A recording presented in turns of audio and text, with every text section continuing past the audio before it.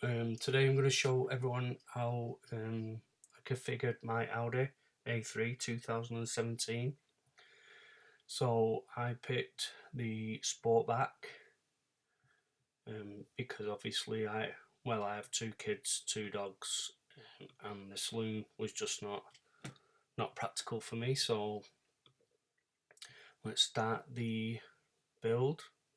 I picked the S line because that comes with quite a bit of equipment already. So you get the 3-spoke leather trimmed multi-function sports steering wheel, the LED headlights, and the dynamic rear indicators, the ones that pulse.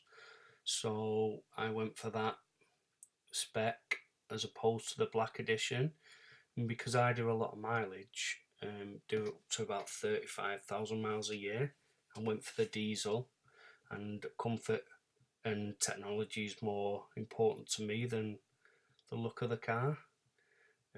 So I do like the black edition, but I went for the S line instead.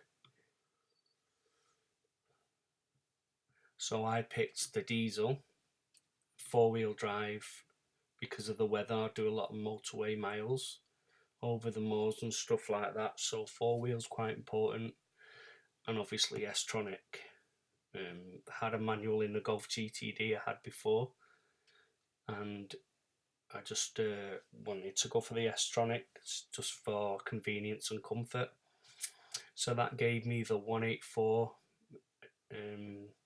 PS, which is 181 brake horsepower, and it also gives you 56.5 miles per gallon, which is pretty good.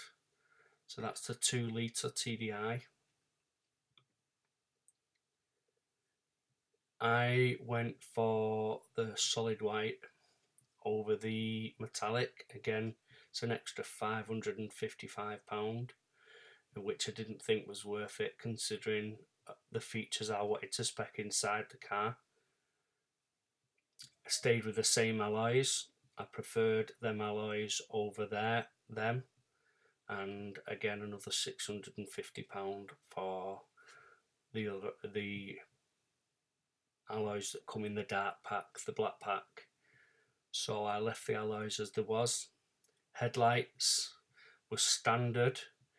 I think they look pretty good as they are, and the matrix headlights LED, although supposed to be amazing, just didn't think for headlights it was worth the extra £895.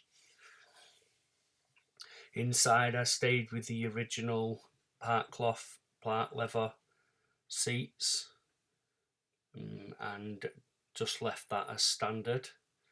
I went for the rock grey stitching, the black carpet, and the headliner, which is black. I also went for heated seats, again for comfort. Everything else is standard. And didn't see the point getting electrical seats. Right, so next is equipment. So I did pick the technology pack, just give me here, which gives you the Navigation Plus, which you get a 36-month subscription, and that allows you to run Google Earth and also Audi information, which is like the weather, the news, and also gives you the Audi phone box with the wireless charging as well. Although I have an iPhone which is not wireless at the moment, but hoping that the next iPhone will be.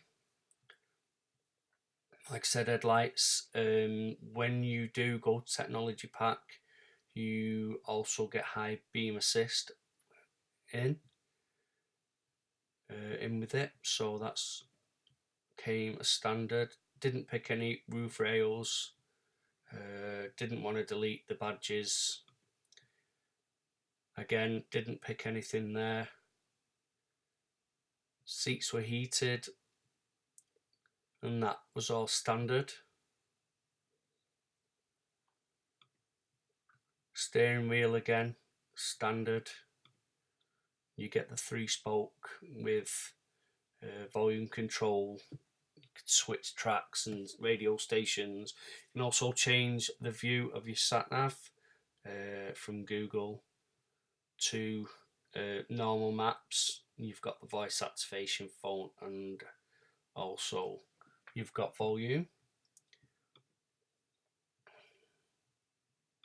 Now, assistance packages, I picked the traffic jam assist, which is active lane assist, which actually keeps you in lane by gently steering. Audi side assist, so that's blind spot monitoring. Traffic jam assist, which is the automatic cruise control and the steering at the same time. And emergency assist, so if something's coming up and you haven't seen it, the car will brake for you, and like it says, will bring the car to a gradual stop.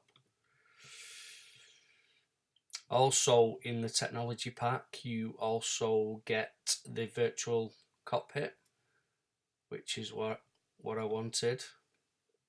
I picked the Audi Parking System Plus, which gives you the front and rear parking sensors. And also I picked the assistance pack, which is the adaptive cruise control, active lane assist, the pedestrian recognition. So that looks for pedestrians that run out and then will brake for you. The camera-based traffic signs, so that will read read signs, speed limit signs. And even if it's a temporary sign, it works between GPS and the signs that are actually on the road that it can read. So if it is normally, say, a 70-mile-an-hour speed limit, and for some reason it's a temporary 50-mile-an-hour, it will read the sign. Even though the GPS doesn't pick that up, it will read the sign and then change that to 50. Also comes in with that Audi Parking System Plus, which is where you drive along and it looks for a spot, it will tell you to stop, and then it will reverse in for you. Even though you still have to control the accelerator, it will take over all steering, but you still have to brake and you still have to change gear. But yeah, it's still pretty good. Let's just go back. The adaptive cruise control is brilliant. So it can basically follow the car in front. You set the distance you want to remain from that car, and that's active from 20 to 100 mile an hour, and that will keep the distance. And if a car pulls out in front of you, it will then brake and then maintain that distance. It will regain the distance you had before the car pulled in your path, and then carry on at the speed you've set it.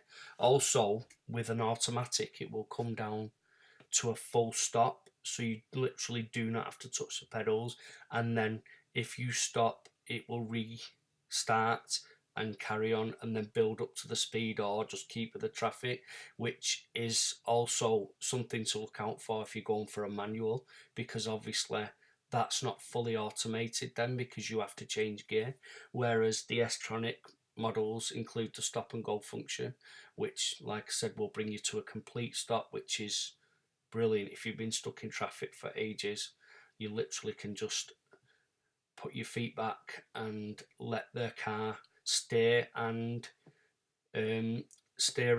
accelerate, although the steering does require you to touch a wheel every 15 seconds.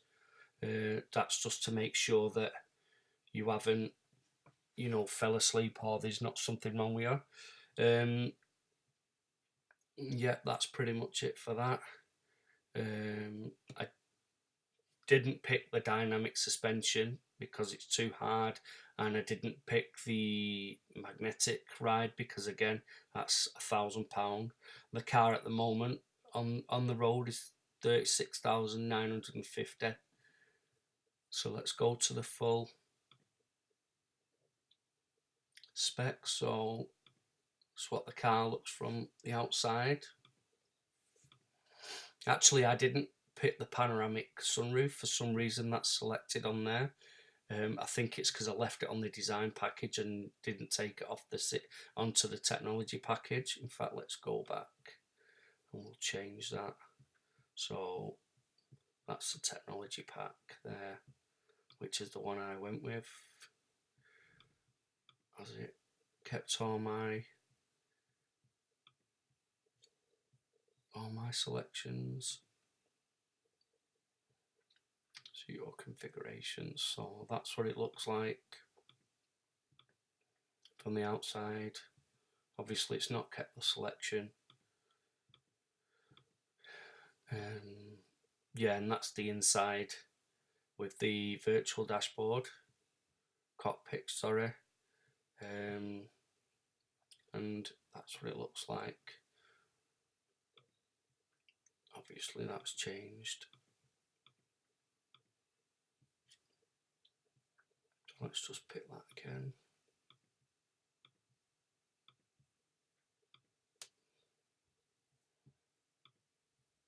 There you go. So actually that's what it looks like in white. The metallic white has actually got a kind of blue tinge to it, which is pretty nice. But again, I went for the flat solid paint because for a lot of motorway miles I was just after the comfort rather than paying for the colour. So yeah, that's my selection. Like I said, that brought it out at it's actually 35,595 because that's taken away the panoramic roof, which is about £1,000. Yeah, and that's it. So that's the spec of my Audi. So thanks for watching, appreciate that. Don't forget to subscribe and like.